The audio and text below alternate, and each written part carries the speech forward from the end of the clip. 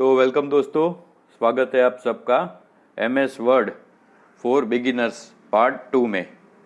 तो वीडियो शुरू करने से पहले अगर आपने अभी तक मेरा चैनल सब्सक्राइब नहीं किया तो चैनल को सब्सक्राइब ज़रूर कर लेना और वीडियो अगर अच्छी लगे तो वीडियो को लाइक ज़रूर कर देना। तो चलिए शुरू करते हैं दोस्तों।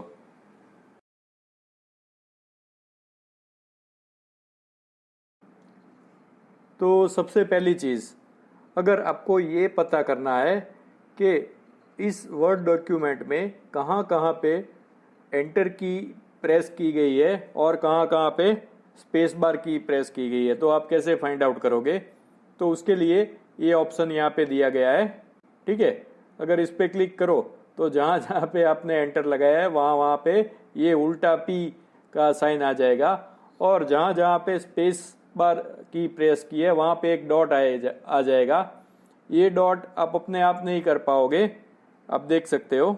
मैं यहाँ पे स्पेस बार की दबा रहा हूँ तो डॉट इंसर्ट हो रहे हैं, आप देख सकते हो, ठीक है। और ये फिर निकाल देना है, प्रिंटिंग में हमें नहीं चाहिए, सिर्फ हमें देखना था कि कितनी बार ये चीज़ हुई है। तो क्या कर सकते हैं, ये टॉगल बटन है, इसको फिर से दबा देने का।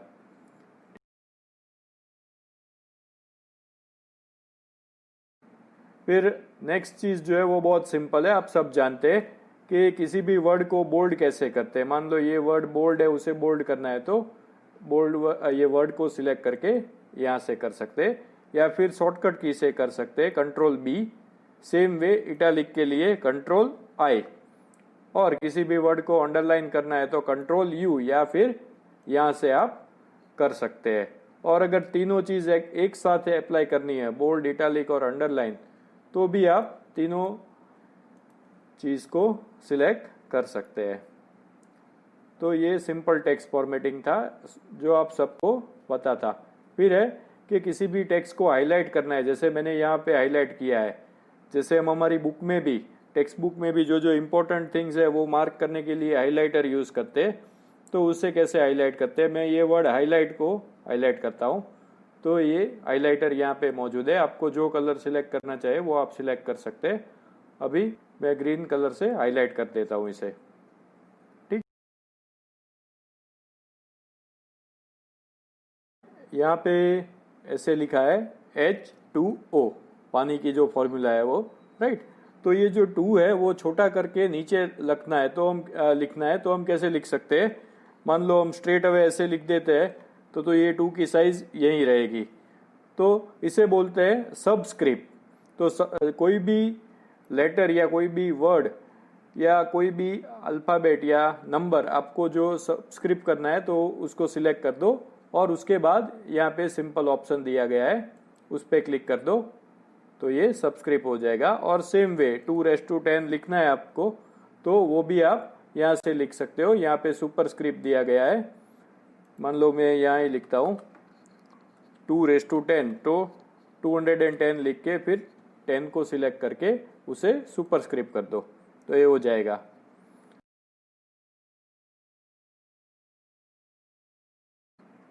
चलो, ये तो आप सब जानते ही हो कि अगर आपको कोई स्पेसिफिक फॉन्ट साइज करनी है, मान लो 24 की फॉन्ट साइज ये सेंटेंस को हमें करनी है, तो यहाँ से आप 24 सिलेक्ट कर सकते हो, ये तो आपको पता है।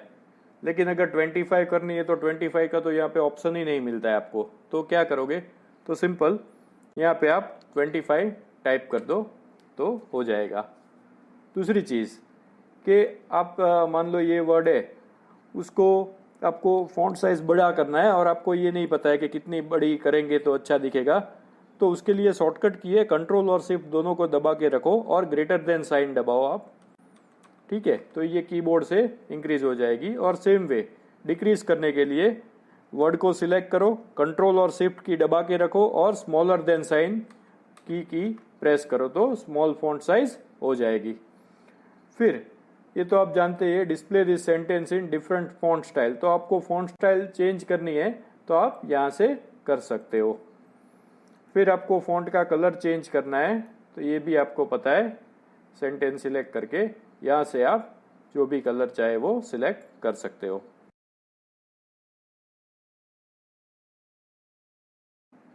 फिर एक चीज़ है कि हमारे पास एक लिस्ट है और ये लिस्ट को हमें अल्फ़ाबेटिक ऑर्डर में अरेंज करना है। तो कैसे कर सकते हैं? बहुत ही सिंपल है। लिस्ट को सिलेक्ट कर लो और फिर यहाँ पे क्लिक कर दो। तो ये ऑप्शन पूछेगा आपको, तो ये पैराग्राफ ही सही है, तो आप वही ऑप्शन रखिए और ओके क्लिक कर दिए। अगर आपको डिसेंडिंग ऑर्डर में करना है तो भी कर सकते हैं। तो आप देख सकते हैं ये हो गया, ए से शुरू होने वाला नाम पहले आ गया और जेड वाला नीचे चला गया। तो इसे बोलते हैं डेटा सॉर्टिंग।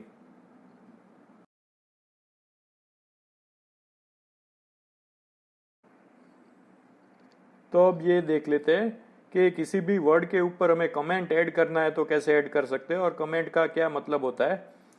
मान लो ये एक लिस्ट है, तो इसमें ये प्रशांत नाम का जो बच्चा है तो वो रैंकर है क्लास में, तो हमें याद रखना है कि वो रैंकर है। तो उसके ऊपर सिलेक्ट करके राइट क्लिक करके यहाँ पे ऑप्शन आ जाएगा न्यू कमेंट, तो उसके ऊपर क्लिक करके जो भी कमेंट देनी है वो आप दे सकते हो। ठीक है।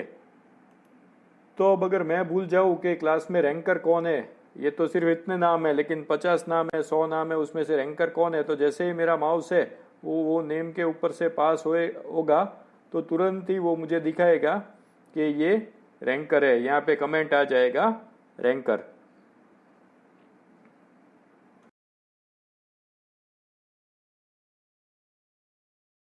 तो अब मैं आपको ये बताना जा रहा हूँ कि आप माइक्रोसॉफ्ट वर्ड डॉक्यूमेंट में काम कर रहे हो तो आप कोई भी स्पेसिफिक पेज पे जाना चाहते हो या स्पेसिफिक लाइन पे जाना चाहते हो या स्पेसिफिक कमेंट पे जाना चाहते हो, ठीक है, तो वो कैसे कर सकते हैं? तो उसके लिए है फंक्शन की F5। तो जैसे ही हम F5 दबाते हैं तो गो टू डायलॉग बॉक्स खुल जाएगा। इसमें आपको बहुत सारे ऑप्शंस मिलेंगे, जैसे पेज है, सेक्शन है, लाइन, बुकमार्क, कमेंट, फुटनोट। ठीक है। तो हमें जाना है पेज नंबर 5 पे, तो मैं यहाँ पे 5 टाइप करता हूँ और गो टू पे क्लिक कर देता हूँ। तो आप देख सकते हैं मैं पेज नंबर 5 में आ गया। यहाँ पे दिखा रहा है 5 of 7।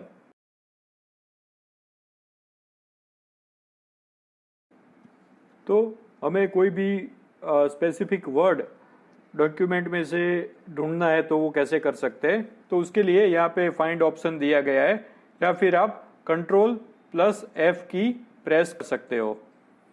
तो मुझे वर्ड टेक्स्ट ढूंढना है तो मैं यहाँ पे क्लिक कर लेता हूँ और यहाँ पे टेक्स्ट जो मैंने अभी टाइप किया था, तो जैसे ही टाइप करते हैं तो रिजल्ट्स में दिखा देता है। और यहाँ पे जहाँ जहाँ पे भी वर्ड टेक्स्ट यूज हुआ है तो वो हाईलाइट कर देता है। अगर हम ये देखना चाहे कि वो कौन से पेज में वर्ड आ रहा है तो वो दिखाएगा पेज नंबर 1 और पेज नंबर 2 में ये वर्ड यूज हुआ है। फिर दूसरी चीज जो है वो है रिप्लेस। तो कोई भी वर्ड को हम किसी और वर्ड से रिप्लेस करना चाहते हैं। मान लो कि मुझे वर्ड को माइक्रोसॉफ्ट वर्ड से या MS वर्ड से रिप्लेस करना है, कि पूरे डॉक्यूमेंट में मैंने जहां जहां पे वर्ड यूज किया है तो वहां पे MS वर्ड कर दे। तो ये मुझे ऑप्शन देगा रिप्लेस और फाइंड नेक्स्ट। तो पहले ये समझा देता हूं कि फाइंड नेक्स्ट से क्या होगा। जैसे ही मैं फाइंड नेक्स्ट पे क्लिक करूंगा तो डॉक्यूमेंट में जहां पे वो वर्ड पहली बार आ रहा है वहां पे दिखाएगा कि यहाँ पे आपको रिप्लेस करना है। तो यहाँ तो रिप्लेस करने की ज़रूरत नहीं है तो हम आगे बढ़ते हैं। यहाँ भी ज़रूरत नहीं है तो आगे बढ़ते हैं। फिर यहाँ पे भी ज़रूरत नहीं है, लेकिन अगर हमें रिप्लेस करना है तो हम यहाँ पे से रिप्लेस कर सकते हैं। फिर स्पेसिफिक वर्ड, यहाँ पे भी रिप्लेस करने की ज़रूरत नहीं है तो आगे बढ़ सकते हैं। और अगर रिप्लेस करना चाहे तो यहाँ से रिप्लेस कर सकते हैं।